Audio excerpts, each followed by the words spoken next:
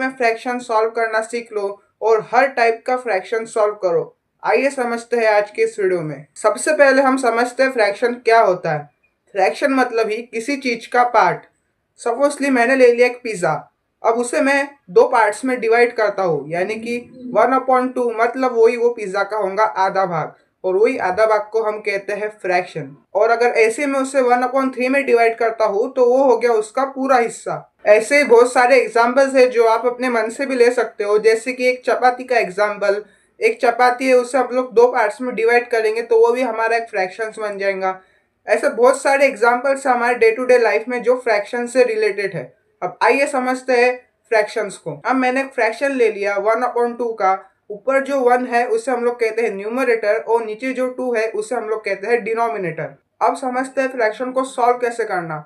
अगर denominator same रहा तो हम उस फ्रैक्शन को एडिशन करके या फिर माइनस कर कर सॉल्व कर सकते हैं। बट अगर डिनोमिनेटर डिफरेंट रहा तो हमें थोड़ा क्रॉस मल्टीप्लिकेशन करना होता है। अब चलते हैं एग्जाम्पल नंबर 1 की ओर। हमारा पहला एग्जाम्पल है 1/5 प्लस 2/5।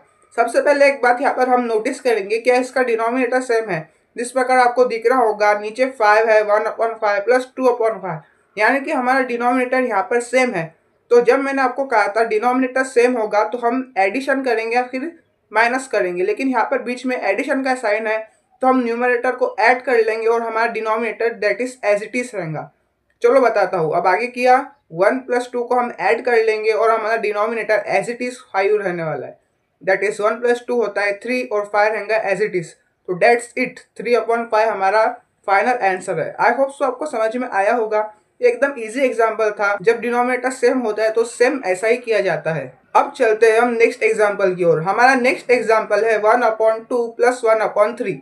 अब यहाँ पर थोड़ा कंफ्यूजिंग है क्योंकि यहाँ पर न्यूमरेटर सेम है तो यहाँ पर एडिशन नहीं हो सकती। हमें एडिशन करने के लिए सिर्फ डिनोमिनेटर ही सेम चाहिए, जो यहाँ पर नहीं है। 1/2 है प्लस 1/3 है, यानी कि अब अगर डिनोमिनेटर डिफरेंट है तो यहाँ पर हमें करना होता है क्रॉस मल्टीप्लिकेशन। और क्रॉस मल्टीप्लिकेशन हम करेंगे कुछ इस प्रकार। सबसे पहले हम कर लेंगे 3/1 क्रॉस से, और फिर हम कर लेंगे 2/1 क्रॉस से। ओके, जो हमारा डिनोमिनेटर होता है उसे हम लोग करेंगे मल्टीप्लाई, यानी कि 3/2। आई होप सो आपको समझ में आया होगा। ज़्यादा नहीं, सिर्फ हमें क्रॉस मल्टीप्लिकेशन करना होता है। इतना करे बाद 3/1 होता है दैट इज 3, प्लस 2/1 होता है 1, और अपॉन में डिनोमिनेटर में 3/2 होता है 6।